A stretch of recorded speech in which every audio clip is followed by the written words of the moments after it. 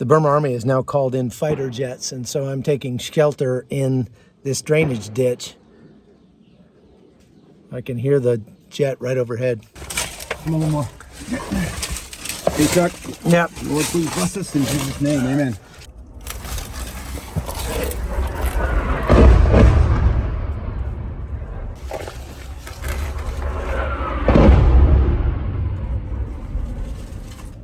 Hey everybody, Chuck Holton here, and I'm coming to you for Patriot Estate. Today I'm coming to you from the country of Burma. Some of you might know it as Myanmar. Now, the reason that some people call it Burma and some people call it Myanmar is because they have the longest running civil war on planet Earth right now. Over 70 years they've been fighting between the Burmese military dictatorship, these are Buddhists, and the Christian hill tribe people who live in the more rural areas around the country. And there are something like 120 different ethnicities that live in Burma. Most of them have their own language, so you can imagine how difficult that is. But the 20 or so main tribes of ethnics have been fighting against the Burmese military since just after World War II. The reason kind of goes back to the Americans. See, we came here during World War II fighting the Japanese and asked for help from the ethnic minorities that are the hill tribe people who live here in Burma. And we promised them that when the war was over, we would give them their own country. Unfortunately, when the war was over, America did what we often do, not understanding all of the intricacies of the local area. And we just gave the country over to the little brown people. And it turned out we gave it to the wrong people. They were the Burmese. And so these ethnic hill tribes people have been wanting to have their own autonomy for more than 70 years now. And that's what they've been fighting over. But things really took a turn for the worse in 2021. You could actually say they took a turn for the better in some cases. And that's because they had elections and actually had an elected government who came in, sort of diminished the power of the Buddhist military dictatorship. And it was led by a woman named Aung San Suu Kyi. Now, she's been an activist, a political person for many, many years. And most of her life, she's spent either in prison or on house arrest because she's against the military dictatorship. Things were getting better in the country, but then the dictatorship in 2021 staged a coup, put her back in prison. She spent many, many months in solitary confinement and retook over the country. Well, that caused even the Burmese people to rise up against the dictatorship. And so now what you see behind me are a conglomerate of groups from the Karen, the Karenni, the Shan tribes, and from the Burmese. So there are a bunch of different, basically militias. Think of it like state guard units that have come together to fight the Burmese military, and they are winning. As a matter of fact, since 2021, they have now retaken about 60% of this country. And for me to come here and report on this is very difficult. As a matter of fact, I'm here black, which means I'm not here legally. I had to cross the border illegally into Burma in order to get here. Obviously, the Burmese military dictatorship is not going to allow me in here to come report on the fighting. You may hear explosions and even small arms fire going on behind me, and that's because there is a major battle shaping up here today. And I'm here with a group of humanitarians called the Free Burma Rangers. Now, the Free Burma Rangers are an NGO, a Christian NGO that was founded by my friend Dave Eubank. He and I served together in the Rangers about 35 years ago, I mean a long time ago. We served together for a couple of years in the US Army Rangers, and when he got out, he came over to Burma and founded this NGO, this ministry called the Free Burma Rangers. If you want to find out more about FBR, you can go to freeburmarangers.com. There's a movie out about us. We work now not only in Burma, but we work in Iraq, Kurdistan, in Syria. We've worked in Sudan, and we're working in Ukraine as well. And so what we do is we fill a gap. Let me explain to you that. There's in any conflict, there's always a gap between the place where people have need and the place where people can get care. Meaning the place where people are getting shot, for example, and the place where they can get treated for those gunshot wounds. The reason that there's a gap there is because humanitarian organizations don't have the capacity or the ability or the inclination to go right up into the fighting and save people where the fighting is, because it's just too dangerous. And so the Free Burma Rangers is made up of mostly former military guys, some young people, and a lot of ethnic volunteers who work with us here in Burma and around the world. It's been around for more than 20 years here in Burma, and they have more than 100 teams now all over this country. And what our job to do is to provide help, hope, and love. When I say our, it's because I'm here not just as a journalist, but I'm here as a ranger. And I've been working with the Free Burma Rangers as a humanitarian for almost 15 years. This is something that I do about once a year. I go off on a mission like this. And so we've been out here in the jungle for a couple of weeks, and we've been assisting the wounded, internally displaced people, because there are literally millions of people who have been internally displaced around this country. And that's basically like being a refugee in your own country. These are people who have been pushed out by the Burma Army. We were in, for example, Shan State a couple days ago, and we were in a town that was completely empty. This is a town of probably 10,000 people that had been, and it was just deserted. And the people left in a big hurry because the Burmese army had started to shell their town and push them out. Well, then they had to flee up into the mountains with what they could just carry on their backs.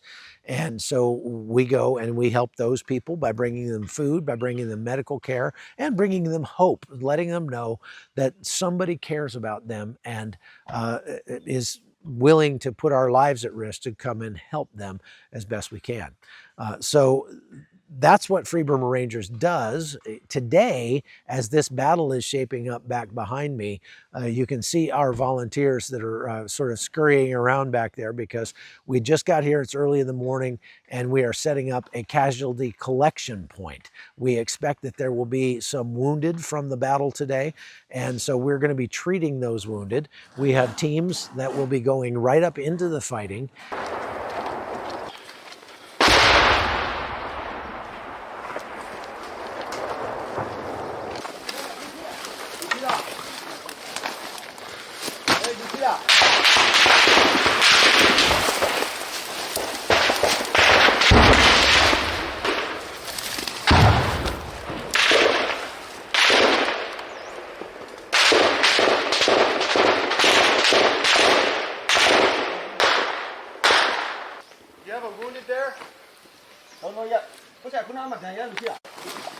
Wounded. And we'll be rescuing the wounded with medics, and then transporting them by foot on not stretchers. What we do is we put a hammock on a bamboo pole.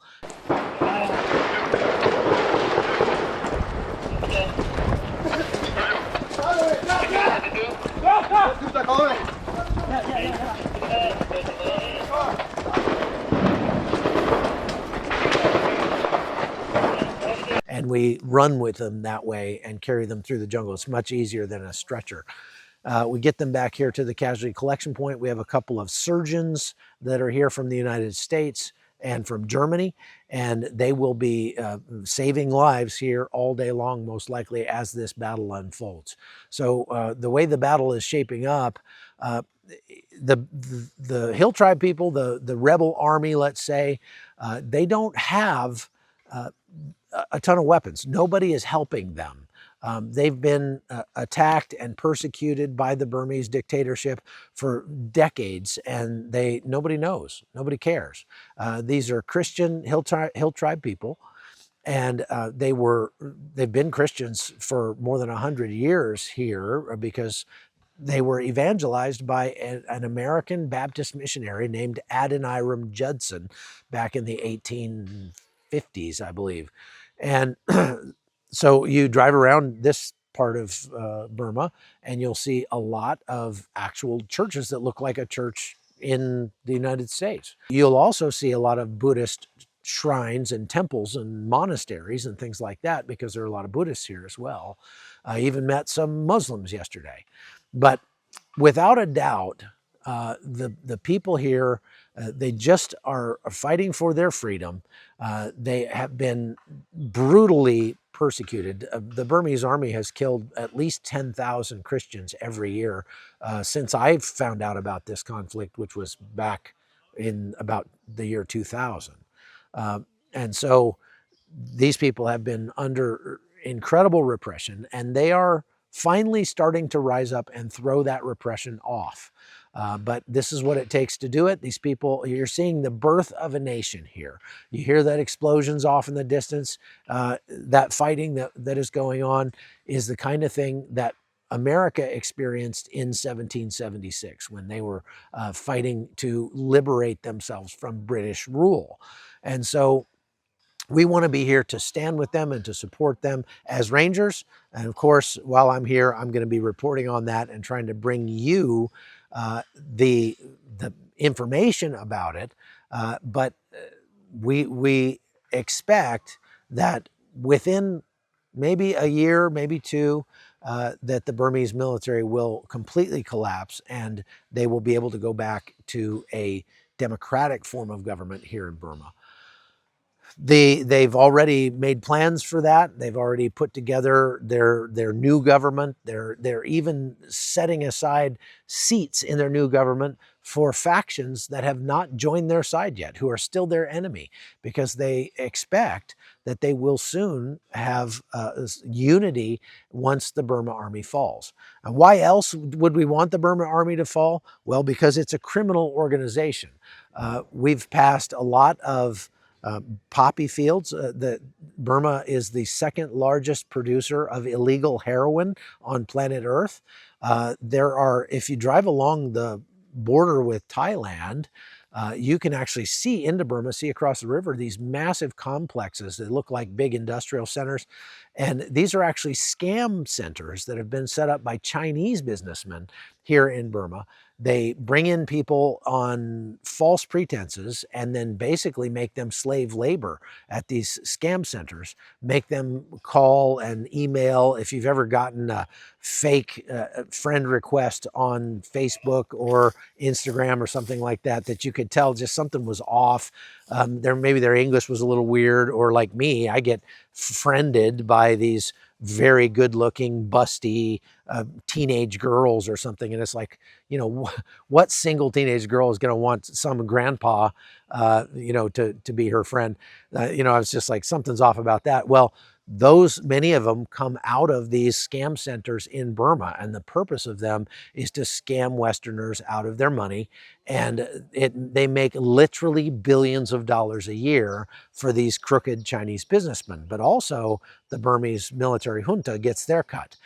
In addition to that, so you have the opium, you have the human trafficking, there's sex trafficking. The Burmese military will come into these villages out here in the mountains and will bomb the villages and then move into the village and machine gun all the men, murder all the men, rape the women, take the little girls and take them off to brothels and force them to work as sex slaves, even from the age of 4, I've seen. So this is something that's been going on for many, many years. And that's one way that the Burmese, the leadership here, enrich themselves off the backs of their people.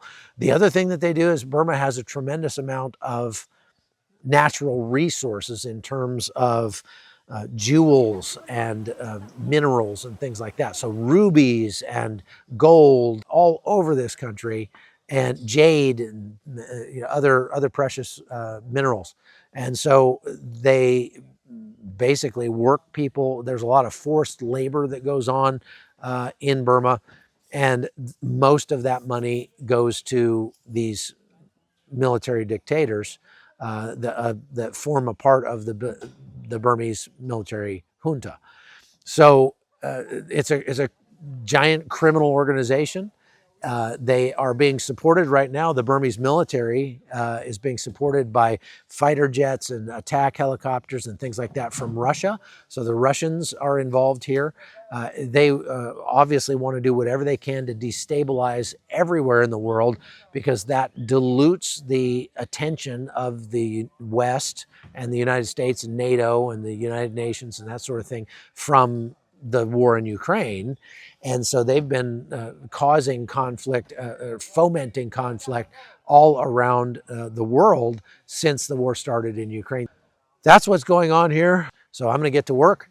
Thanks for watching, and make sure you subscribe to the Patriot Estate. I'm Chuck Holton. You can find out more about me and my work at chuckholton.com, or just go to my YouTube channel, The Hot Zone, and you can follow me there. So God bless you. Take care. We'll see you later.